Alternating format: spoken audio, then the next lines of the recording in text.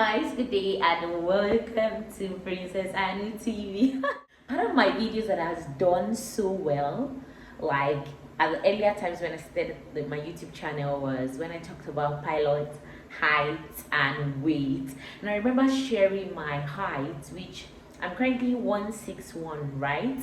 And a lot of people were asking, oh, I'm this height, I'm that height, can I become a pilot if I'm this height and that height? And now that I'm flying jets, I'm beginning to see that when you are tall, trust me, it's a very, very big advantage. And that's what I want to talk about in this video. Some things that you might not think about, which obviously, well, I'm trying to tell you that as a short person or not so tall person, because I am not so tall, right?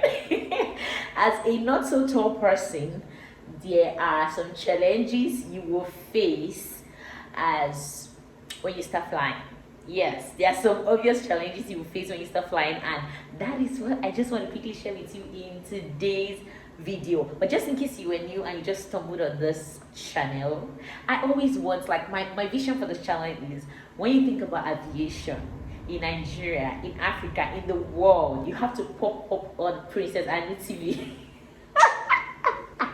Oh, I'm not dreaming too big. In fact, this is so small, but that's fine. So on PrincessAnuTv, we talk about aviation, motivation, and adventure. And thanks for dropping by in today's video. So let's just quickly talk about discuss about this pilot height, and the advantage or disadvantages. So if you're short, let's say you're not so tall like me, part of the things you're going to face is that you are going to have some difficulty in reaching the rudder pedals. Yes, because sometimes if those rudder pedals are not adjustable enough, it's going to be really hard. Like, you're not going to feel so comfortable. You can do it quite all right, but you're not going to feel very comfortable as someone that is tall and that kind of stuff. So that's number one you should think about. And I'm not saying that this should stop you from becoming a pilot. No, these are just things you should have at the back of your mind that are challenges that you might face. Number two is that sometimes you will need to fly with a pillow. I remember during flight school, I flew with pillows severally, and sometimes when I've gone for scene, I fly with pillow. Sometimes I even have to put book at my back, to feel a little bit more comfortable, right? So that I can reach the rudder pedals better, I can sit better, I can see better, and all those things. Even sometimes till now, I still have an issue confusing my sitting position. You get that kind of thing, like trying to get a perfect sitting position. But if it's a tall person, hello, like tall people, God bless them with good heights. So they are using it very well. Now, another thing you're going to face if you start flying with the airlines, or probably you're flying with like a private jet airline, and you need to always go remove the covers, because when you do like a walk around on your aircraft, you will need to remove the pitot covers, you will need to remove all those covers. Yeah, that's the right word. You need to remove the covers around your aircraft, covering the pitostatic ports, covering all those things. When you need to remove those things, if you are not tall enough, you will need to ask for help, and there's nothing bad in asking for help. There's nothing bad. Nobody should make you feel bad, but I'm just telling you that this is one of the challenges you're going to face. So have it at the back of your mind that you will encounter this problem, and it's good to be tall. Another thing, as a short or not so tall pilot, another thing you're going to face is when you have to get to the baggage compartment. Now, for big wider jets that are not private jets airliners, or they are not private jet airliners, that the pilots are not the one to take care of the baggage or take care of all those other stuff, right? You might not face this problem if you fly with the airlines that have people designated to take care of baggages and all that. You might not find this problem.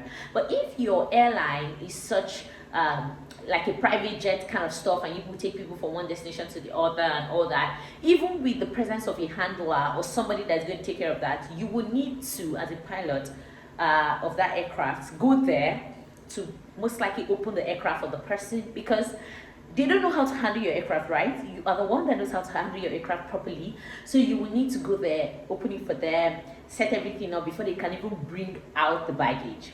So if you're not so tall, you will need help.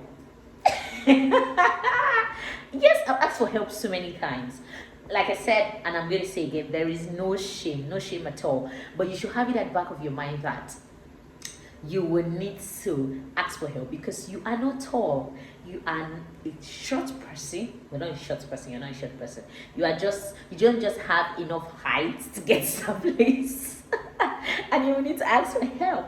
So these are some of the challenges in this concept. So it's not really about, I've seen people that are shorter than me that are pilots and they are flying and flying so well. In fact, I've seen a captain that is not my height and he flies so well. So I can't say, okay, this is the height the airline is going to accept or this is the height. I'm just telling you that even when you decide to become a pilot with your current height, either you are 5 feet or maybe 5'2", 5'3", 5'6", or even less, there are some challenges you will have to face, and you just need to make peace with yourself about those challenges.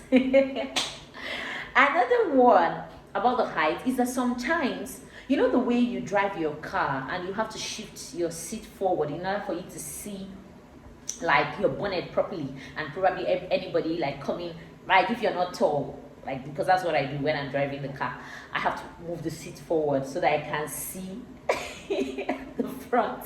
So if you're not so tall, the same thing, sometimes you have to adjust, which is why the seats are made like that anyways. But it's easier for somebody that is tall to do those kind of adjustments in the seat, right, than for somebody that is short. You have to do too many adjustments, height adjustment. There's a button you press, so you do it makes that noise. You know, and it's quite funny, but that's your reality. That's your reality. Sorry about that, but you have to face it, and that's what I'm currently facing. Okay, I'm just laughing about our height because we're in this together, right? We are in this together. Lastly, I was just thinking of ending here, but I'm like, no, if I tell you things about people that are tall, you need to be tall. I also need to give you an advantage, because when you are short, you can pass easily under the aircraft to go do your walk around. So because sometimes, like when you go around and all, and when you land actually, and you have to go check the tires and all, because you're short, right, you just easily pass under the aircraft, go check the boot tires, check, and now do like a full walk around, and you know, okay, you've checked your aircraft is good to go. So there are some slight disadvantages, but there are also advantages when you're not so tall.